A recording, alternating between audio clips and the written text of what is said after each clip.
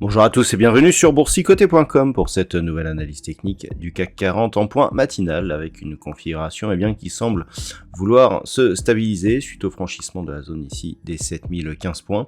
On a malgré tout connu un nouveau plus haut significatif, donc ce qui valide la poursuite ici de la dynamique court terme qui reste donc haussière dans un contexte qui devrait être assez peu volatile puisque les États-Unis seront fermés aujourd'hui.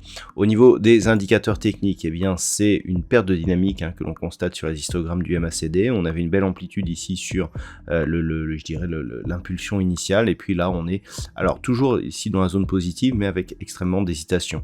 Le RSI par contre lui reste dans sa zone de surachat, donc cela valide et confirme l'orientation haussière de la dynamique actuelle. Donc on ne change rien par rapport à la semaine dernière, pas de retour.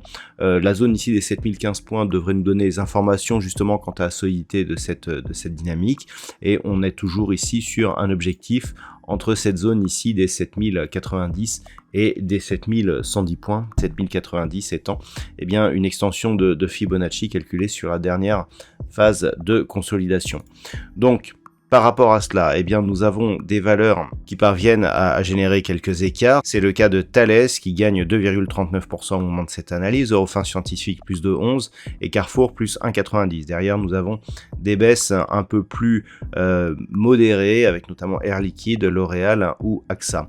Du côté des plus fortes baisses, nous avons Orange qui est à moins de 2,67%, nettement en retrait par rapport aux principaux concurrents. Derrière, nous avons Hermès moins 1,57%, Renault moins 1,20 et puis Kering, Airbus et ST Microélectronique. On peut noter que le secteur du luxe est plutôt mal classé aujourd'hui. Donc, qu'attendre de cette séance si ce n'est justement de tester, en absence de catalyseur venu des États-Unis, de tester justement la pérennité de cette dynamique.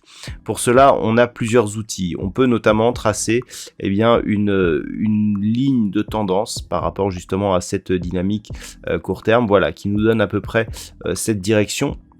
Par rapport à cela, il sera intéressant de constater toute rupture ou toute attaque de cette zone de support oblique qui pourrait justement nous donner des signaux de sortie de cette dynamique. Tant que l'on est au-dessus ici, donc on vise les objectifs supérieurs. Par contre, en cas de consolidation et donc de cassure de cette ligne de tendance, nous avons ici une zone qui sera intéressante à surveiller si justement la consolidation venait à se marquer. C'est la zone ici 6928 points, zone qui avait été le théâtre ici de plusieurs points hauts significatifs et vers laquelle devrait converger ici la moyenne mobile 20 exponentielle. Globalement, si on venait ici sur cette zone, la consolidation ne remettrait pas en cause la dynamique. Par contre, si on venait consolider un peu plus, là il pourrait commencer à y avoir des signaux d'affaiblissement justement de cette tendance. Voilà donc ce que l'on peut dire sur cette analyse d'un point de vue technique.